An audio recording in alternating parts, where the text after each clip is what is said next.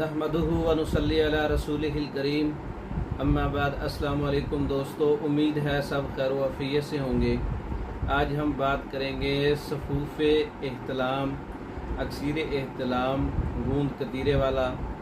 बहुत ही अच्छा नुस्खा है। एहतलाम के साथ साथ मर्दों के दीगर अमराज में भी काम करता है।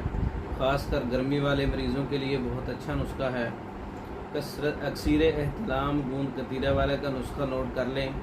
समुंदर सोख 2 तोला है, सिंगाड़ा 2 तोला है, बीज बंद 1 तोला, मोचरस 1 तोला, गोखरू 1 तोला, कशनीज़ 1 तोला, तुख्म काहू 1 तोला, गूंद कतीरा 2 तोला, चीनी 10 तोला या कूज़ा मिश्री 10 तोला।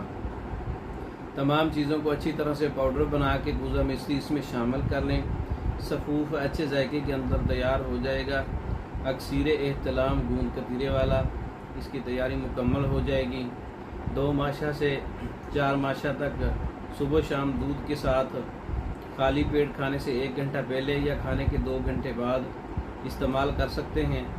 असाबी उजलाती तर सर्द इसका मिजाज है। गुर्दी मरीज़ों के लिए, गर्मी वाले मरीज़ों के लिए बहुत अच्छा नुस्खा है। एहतलाम और सूरत इंजाल के लिए बहुत मुफीद है। नौजवानों के लिए लाजवाब नुस्खा है। एहतलाम का ख़ात्मा और इसके अलावा गर्मी की वजह से सूरत इंजाल है, मादे की ख़राबियाँ हैं।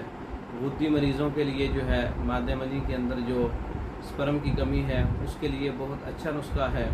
असाबी उजलाती इसका मिजाज है।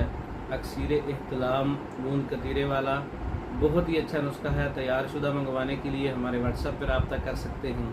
इसके अलावा मर्दों के अमराज पर मुकम्मल कोर्सेस तैयार शुदा मंगवाने के लिए हमारे व्हाट्सएप पर रब्ता कर सकते हैं।